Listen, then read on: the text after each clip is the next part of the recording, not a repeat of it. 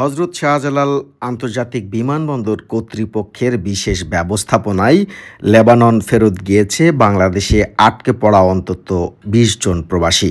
এর আগে গত ১৫ জানুয়ারি প্রবাসী কল্যাণ মন্ত্রণালয়ের এক চিঠির প্রেক্ষিতে বিমানবন্দরের ইমিগ্রেশন থেকে তাদের ফেরত পাঠানো হয়। এতে বিমানবন্দরে বিক্ষোভসহ বিশৃঙ্খলা সৃষ্টি করলে তাদের থাকা খাওয়াসহ বিনা খরচে লেবানন পাঠানোর অনুমতির ব্যবস্থা করে বিমানবন্দর।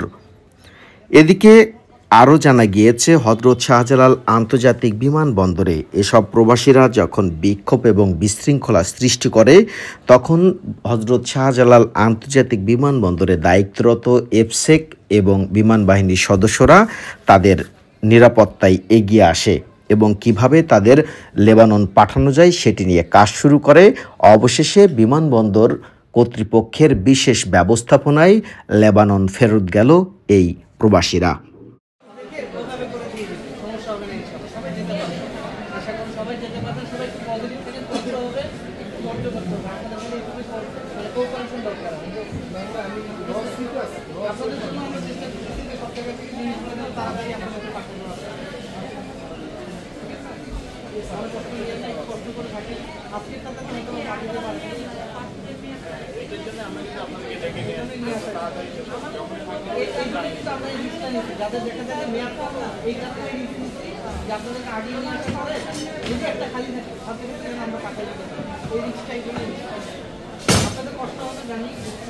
যাইতে পারি নাই আমরা। 15 তারিখে আমাদের 20 জনের এয়ারলাইন্স ছিল, আমরা বুকিংয়ে দিছি। পরে ইমিগ্রেশনের তোর আমরা ইমিগ্রেশনের কাছে গেছি, বলছে যে লেবাননের লোক যাইতে পারবে না। কেন যাইতে পারবে না বলতে পারে না। পরে নিয়ে গেছে পুলিশের কাছে নেওয়ার পর পুলিশ বলছে যে যাইতে পারবেন না। এটা নিষেধাজ্ঞা লেবানন দিচ্ছে নতুন লোকের জন্য, পুরান লোকের জন্য দেয় না, দিছে নতুন লোকের জন্য। আর আমরা তো 10 বছর, কেউ 12 বছর, কেউ 15 বছর হইতে বিদেশ করতেছি। আমাকে তো আকামা কাজ মানে কফিলে নিতে চাই, আমরা তো ভালো দিকেই নিতে চাইছে। আমরা তো আর চুর না বা ডাকাত না বা কিছু না, আমাকে নিতে চাইছে মানে আমরা কাজ করতে পারি বা কাজের জন্য কোনো ফল্ট নেই। কফিলে নিতে চাইছে, আমাদের কফিলে কাজ আছে, আমাকে ওই জন্য নিতে চাইছে, কোনো সমস্যা নেই।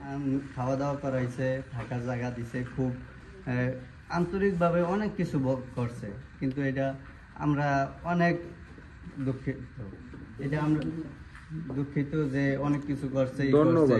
ধন্যবাদ জানাই যে আমাকে ফ্লাইট দেয় বাংলাদেশ বিমান বাহিনীরে, বাংলাদেশ কর্মকর্তারে, এয়ারপোর্টের কর্মকর্তাকেও অনেক ধন্যবাদ জানাই যে আমাদের কালকের দিনের মধ্যে যে আমাদের ফ্লাইট দেয়। এটাই আমি চাই, আর কিছু চাই না। যে আমাদের সবাইরে যে কালকে দিনের মধ্যে ফ্লাইট দেয়। কষ্ট করছে আরও, যে কষ্ট করে যে পাঠাক, যে প্রকারে পাঠাক, যে আমাদের বিমানরা সারে